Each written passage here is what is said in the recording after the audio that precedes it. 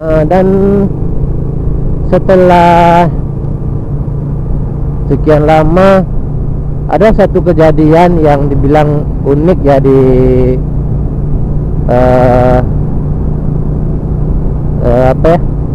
dunia perbengkelan, dimana ada sebagian orang meremehkan seseorang montir saat mereka memandang sebelah mata, padahal kalian salah, karena mereka bisa lebih dari apa yang kalian pikirkan.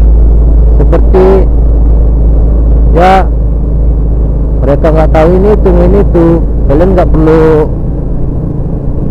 Yang pertama ini sebenarnya sih cara menghargai seseorang itu bagaimana. Di saat montir itu menanyakan kepada konsumen, menanyakan, ada apa pak, kenapa pak, cobalah kalian menjawab, saya ada perlu sama bos. Jadi kan enak gitu, karena setiap montir itu manusia, patut kalian hargai. Jangan karena pekerjaan mereka kalian nggak tahu, nggak kalian hargai. Di saat kalian menghargai orang lain bakal menghargai kalian. Bagaimanapun berlaku kalian kepadanya, kalau dia menghargai kalian, pasti dia lebih menghargai kalian. Karena sifat manusia kita tidak menentu. Allah aja bisa membolak-balikkan hati, yang mana perasaan seseorang itu bisa berubah-ubah menjadi begini, begitu, begini, begitu, bisa. Orang yang cinta sama orang lain, sesama makhluk Allah, tiba-tiba besoknya dia gak cinta. Kenapa? Karena kan Allah itu bisa membolak-balikkan yang namanya hati. Kita nggak tahu manusia seperti apakah itu, kita nggak tahu. Setiap manusia mempunyai sesuatu yang berbeda-beda. Itulah dari menghargai sampai Allah bisa membolak-balikkan hati.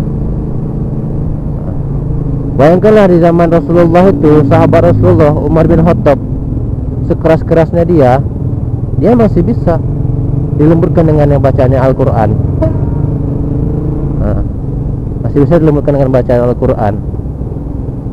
Mungkin kalau kalian baca surah Nabawiyah, kalian tahu mungkin kisah sahabat atau mungkin kisah Umar bin Khattab lah. Yang mana ya dia keras kepala, yang mana ya dia namanya senang membunuh orang. Dia lembut. Kenapa nih pak?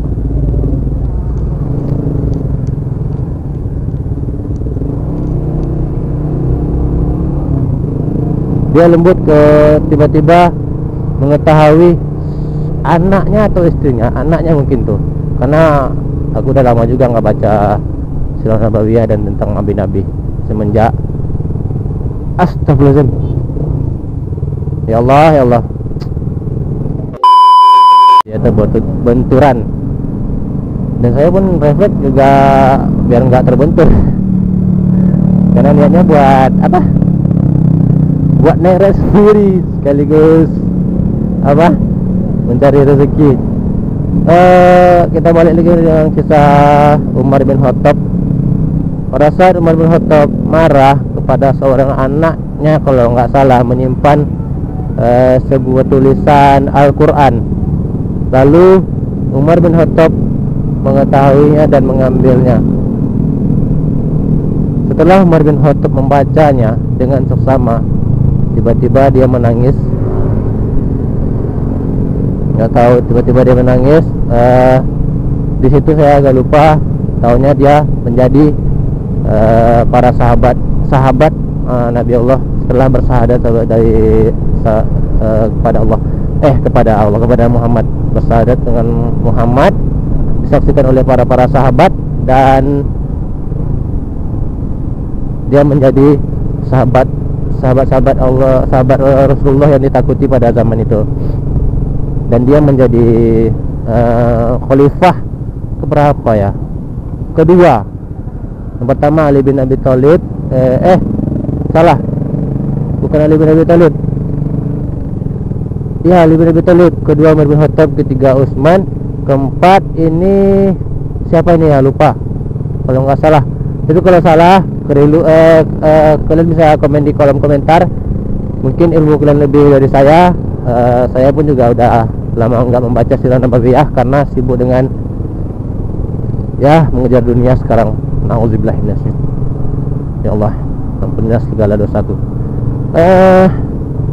Balik di dunia pertoran, setiap manusia mempunyai kecerdasan masing-masing. Setiap manusia mempunyai kebodohan masing-masing.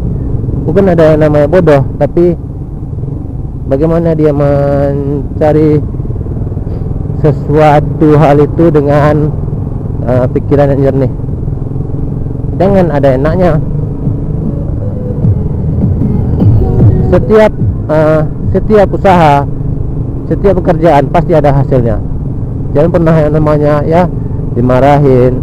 Ini itu sebenarnya apa ya, pemanis-manis lah namanya ya, pemanis-manis dalam proses kesuksesan. Karena waktu dulu ya saya dibilang Agus yang dibentak, Agus yang di apa sama itu zaman itu. Kita belok ke kiri, cari ponsel lah, ya jalan dah.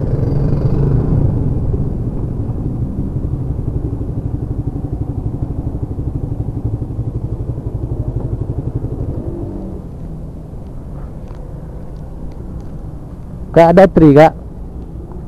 Ya. Yang 6 giga ada? 6 giga. Berapa kak? 35. Gaskan lah kak. Ya. Rendah ada. Hah? Tinggal satu. Ya rezeki aku lah kak. 35 kan? Ya kasih kak ya. Udah sampai di simpang. Udah nanti aja kita aktifkan aja. Makanya manis. Lebih manis pakai hijab. Bismillahirrahmanirrahim.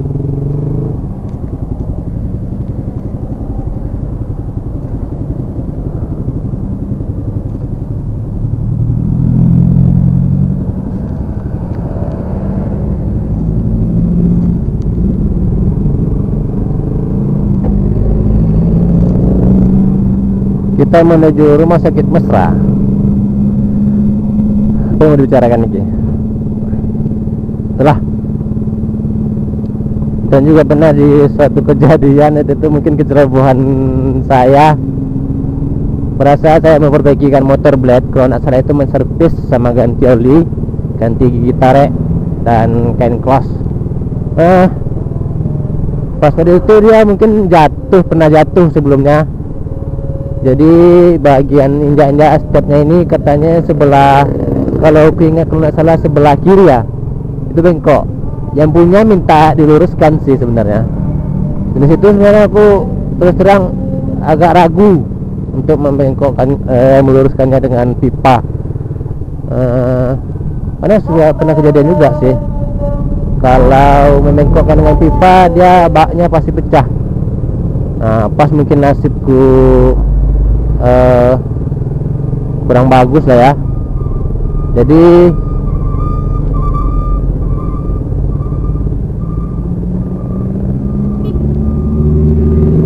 ini kayak